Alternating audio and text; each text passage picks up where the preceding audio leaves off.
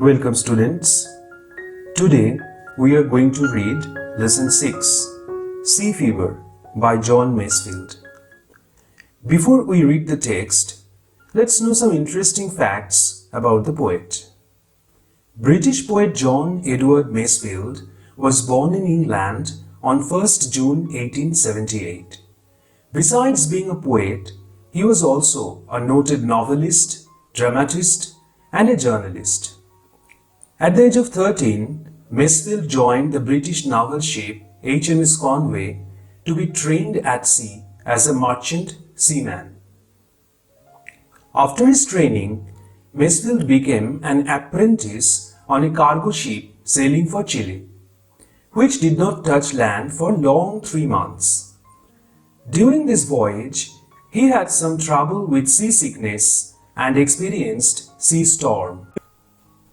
After spending many years on the ship, he left his ship in New York City in 1895 and worked there in a carpet factory before returning to London to write poems describing his experience at sea.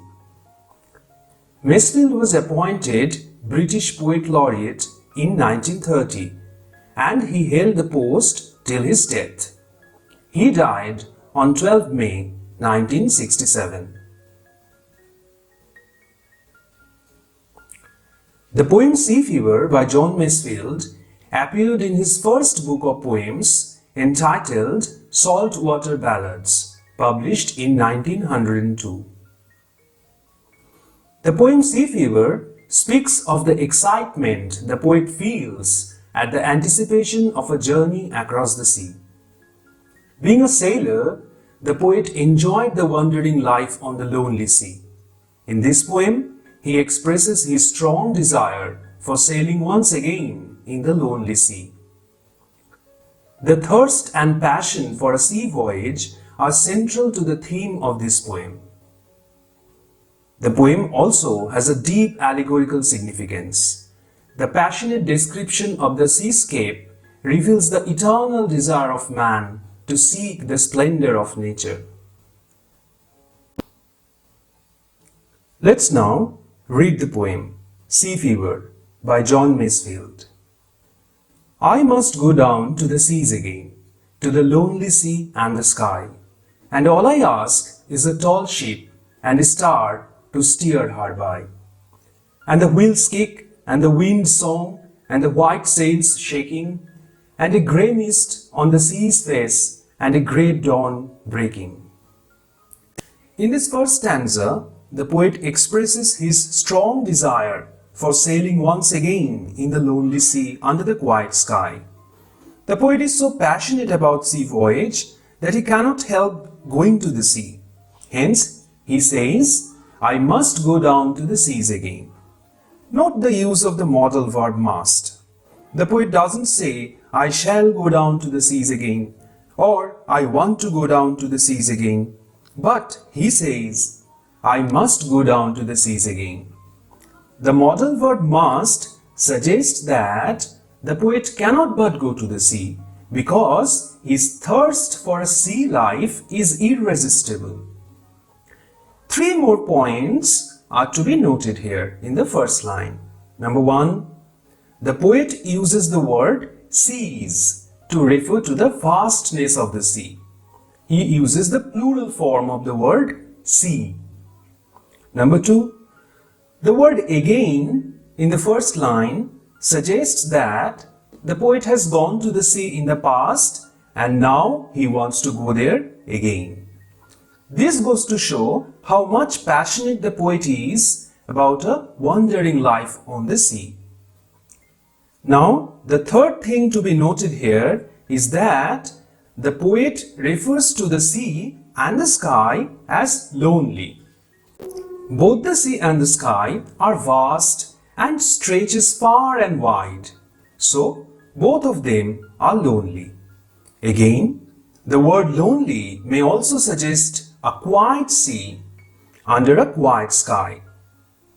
In the third line, the poet says that he wants to enjoy the jerky motion of the ship caused due to the striking of the ship's wheel against the waves of the sea. It refers to the force of the wheel against the sailor's hand as he tries to steady it against the force of the rough sea. অর্থাৎ সমুদ্রের শক্তিশালী ঢেউয়ের বিরুদ্ধে নাবিক যখন তার জাহাজকে সোজা রাখার চেষ্টা করে তখন তার হাতের ওপর চাকা অর্থাৎ স্টিয়ারিং হুইলের যে শক্তি প্রয়োগ হয় তা বোঝানো হয়েছে। The poet wants to enjoy this wheel's kick. He also wants to enjoy the noise of the wind and the fluttering of the white sail of the ship. He also wishes to see the appearance of a grey dawn amidst the light grey fog hanging over the surface of the sea. The expression sea's face here refers to the surface of the sea. সুতরাং first স্ট্যান্জায় কবি বলেছেন যে তিনি নির্জন সমুদ্র ও আকাশের প্রতি আকৃষ্ট। তিনি চান সেই শান্ত আকাশের নিচে নির্জন সমুদ্রে পাড়ি দিতে। তাই তিনি বলছেন, I must go down to the seas again, to the lonely sea and the sky. আর এই সমুদ্র যাত্রার জন্য তার চাই একটি মজবুত জাহাজ এবং অজানা সমুদ্রে দিক নির্ণয়ের জন্য এক পথ প্রদর্শক তারা অর্থাৎ ধ্রুব তারা। কবি আরো চান অস্থির সমুদ্রে জাহাজের চাকার ঝাঁকুনি, যেটাকে তিনি বলেছেন হুইলস কিক। তিনি উপভোগ করতে চান বাতাসের শব্দ অর্থাৎ উইন্ড সং, আর সেই বাতাসে সাদা পালের কম্পন তিনি দেখতে চান। তিনি দেখতে চান সমুদ্রপৃষ্ঠের ওপর ভেসে থাকা ধূসর কুয়াশার আস্তরণ, আর উপভোগ করতে চান সেই ধূসর কুয়াশা ভেদ করে ভোরের আগমন। Grey mist on the sea's face and a grey dawn breaking. তাই তিনি বলেছেন, and all I ask is a grey mist on the sea's face and a grey dawn breaking. Breaking of dawn means the beginning of a new day. Perhaps the poet wants to sail throughout the whole day and night and enjoy the misty daybreak while sailing. তাহলে কবি সমুদ্র যাত্রার জন্য যে জিনিসগুলো চাই সেগুলি কি কি? সেগুলি হলো a tall ship, a star, wheel's kick, wind song, white sails shaking, grey mist, and grey dawn. So how many things does the poet want during his voyage in the first stanza? 7, isn't it? Okay, let's now read the second stanza. I must go down to the seas again, for the call of the running tide is a wild call and a clear call that may not be denied. And all I ask is a windy day with the white clouds flying, and the flung spray and the blown spume and the seagulls crying. That means the poet is fascinated by the charms of the sea voyage. He passionately feels the call of the sea. This call of the sea is a wild call, a frantic and distinct call, a clear call that may not be denied. The poet cannot ignore the call of the sea because it excites him, it makes him crazy about sea voyage. And during his voyage, he wants to enjoy a windy day and the sailing white clouds. In the fourth line of the second stanza, the poet says he wants to enjoy the thrown up spray or droplets of water and the blown or fragmented foam on the sea. He also wishes to hear the loud call of the seagulls. All these charms of the sea attract the poet to go down to the seas again. অর্থাৎ second স্ট্যান্জায় কবি বলেছেন যে সমুদ্রের ঢেউ যেভাবে উদাত্ত কণ্ঠে তাকে ডাকছে তা উপেক্ষা করা সম্ভব নয়, তা অগ্রাহ্য করা সম্ভব নয়। The call of the running tide may not be denied. আর তাই তাকে সমুদ্র যাত্রায় যেতেই হবে। তিনি বলছেন, I must go down to the seas again, for the call of the running tide is a wild call and a clear call that may not be denied. আর এই সমুদ্র যাত্রায় তিনি বিভিন্ন সৌন্দর্য উপভোগ করতে চান, যেমন সমুদ্রের তীব্র বাতাস, আকাশে ভাসমান সাদা মেঘ, চারিদিকে ছিটিয়ে পড়া জলকণা যাকে তিনি বলেছেন ফ্লাং স্প্রে, আর বিক্ষিপ্ত ফ্যানারাশি যাকে তিনি বলেছেন ব্লোন স্পিউম। এসব কিছু তিনি দেখতে চান। এছাড়াও তিনি শুনতে চান শঙ্খচিলের ডাক, দ্য সিগলস ক্রাইং। এই সব কিছুই কবিকে প্রলুব্ধ করছে সমুদ্রে বেরিয়ে পড়ার জন্য, আর তাই তিনি বারবার বলছেন I must go down to the seas again. Okay, let's now read the third stanza. I must go down to the seas again, to the vagrant gypsy life, to the gull's way and the whale's way, where the wind's like a whetted knife. And all I ask is a merry yearn from a laughing fellow rover, and a quiet sleep and a sweet dream when the long trick's over. That means the poet wishes to lead a wandering life of a gypsy or a vagabond. He wants to wander about the sea as free as the seagulls and the whales. That means he wants to go wherever he likes. He doesn't mind the chilling winds. Rather, he welcomes the biting cold. He wants to go where the cold wind would be like a sharp knife, like a whetted knife. So, we can say that the poet desires to have a wandering life on the sea. And in the last two lines, the poet says, and all I ask is a merry yearn from a laughing fellow rover, and a quiet sleep and a sweet dream when the long trick's over. The poet will like to listen to a joyful story, a merry tale from his fellow sailor. And when the long journey on the sea is over, he will like to have a quiet sleep and a sweet dream. সুতরাং third স্ট্যান্ডায় কবি বলছেন যে তিনি চান একজন ভবঘুরে যাযাবরের মতো জীবনযাপন করতে।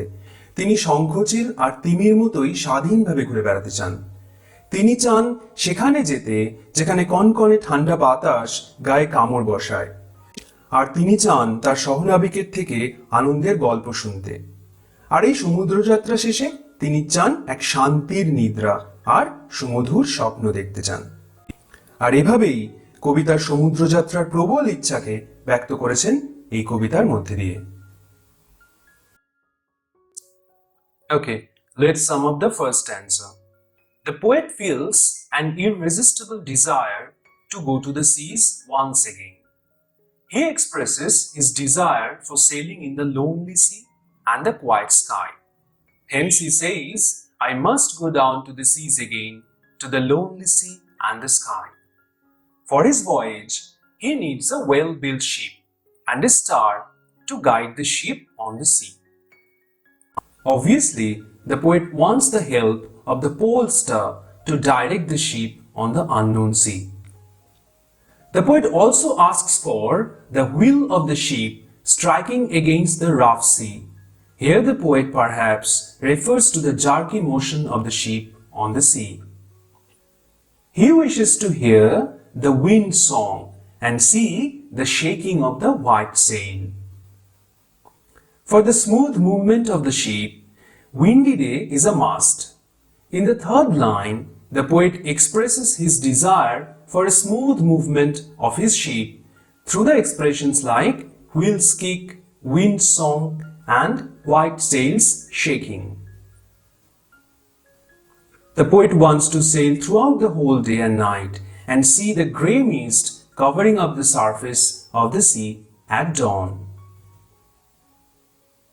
Now the second stanza.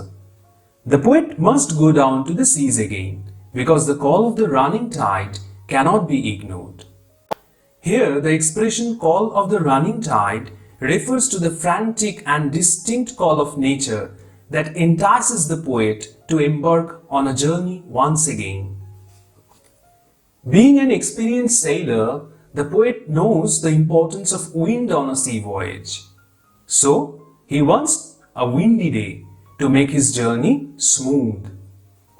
However, by the expression windy day, the poet obviously doesn't mean a stormy day with an overcast sky. That will mar his journey. Rather, he wants a windy day accompanied by white clouds. He wants that there will be strong winds which will blow away the white clouds in the sky and take the ship forward. The attractions of the sea are many. The poet wishes to see spray thrown up in the air and foam scattered on the surface of the sea during the forward movement of his ship. He also desires to hear the loud cries of the seagulls. The third stanza. The poet must go down to the seas again to lead a free life like that of a gypsy. He wishes to wander about the sea as free as the seagulls and whales. He also welcomes the biting cold. He wants to go where the chilling wind would be as sharp as a knife. He wants to listen to a merry tale from a fellow sailor. The poet wishes to have a quiet sleep and a sweet dream when the long journey on the sea will be over. Thus, in this poem, the poet expresses his strong desire to embrace the adventurous life of a seafarer, because for him, the attraction of the sea is irresistible. Some more things to remember. All the three stanzas of the poem begin with the common refrain, "I must go down to the seas again." The poet has repeated this expression to express his strong urge for a wandering life on the sea. In other words, the poet is in the grip of sea fever, and hence his wanderthirst is irrepressible. Sea Fever is a lyrical poem. There are three stanzas, and each stanza has two rhyming couplets. Note the rhyming words in each stanza. The word fever in the title of the poem actually refers to an extreme excitement or restlessness. The poet's strong desire for a sea voyage makes him restless. He can hardly resist the temptation of going to the sea because the call of the sea is absolutely irresistible. Therefore, the title Sea Fever suggests that the poet's passion for the sea is like a fever. In other words, the poet's mind is in the grip of a sea fever. Here are some short questions. Answer the questions in about 15 words. Where does the poet want to go? What does the word fever mean in the title of the poem? Why does the poet wish to go to the seas? I must go down to the seas again. What is the significance of the word again here? Why has the poet repeated the refrain, I must go down to the seas again? What kind of sea and the sky does the poet wish to have during his journey over the sea? What kind of ship does the poet prefer? What does the poet ask for to guide his ship? How is the call of the running tide? What does the poet mean by the expression wheels kick? What is meant by the expression wind song? What is the color of the sail of the poet's ship? What does the poet expect on the sea's face? What is meant by the expression sea's face? What is the color of the mist on the sea's face? Okay, here are some more questions. Whose call cannot be denied? What does the poet mean by the expression running tide? What kind of day does the poet prefer during his voyage? Why do the white clouds look flying? What does the poet mean by the expression flung spray? What is meant by blown spume? Whose cry does the poet want to hear? What does the word vagrant mean? What kind of life does the poet ask for? How does the poet want to wander about the sea? Who is a fellow rover? What does the poet mean by the expression whetted knife? What does the poet ask for when the long journey on the sea is over? What does the expression merry yearn mean here? What kind of story does the poet want to hear from a fellow rover? Okay, answer the questions in about 25 words. What does sea fever mean? Who is calling the poet? Why cannot the call be denied? What does the poet require for his voyage? What is meant by flung spray and blown spew? What does the poet mean by the expression vagrant gypsy life? What is meant by the girl's way and the whale's way? What does the expression the wind is like a whetted knife signify? What does the poet expect after the end of his voyage? What is the meaning of the expression the long trick's over? When does the poet wish to enjoy a quiet sleep and a sweet dream? Read the text again and again and answer all these questions. And before we end our discussion, here is something very interesting. In literature across continents, there are many poems that deal with the theme of wandering. Here is one of those gems of world literature for further reading. It's a famous poem, Won the Thirst by Gerald Gould.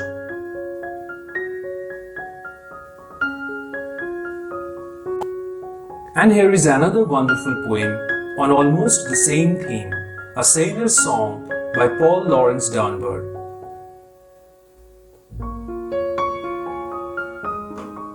Read these poems in your free time, you will enjoy.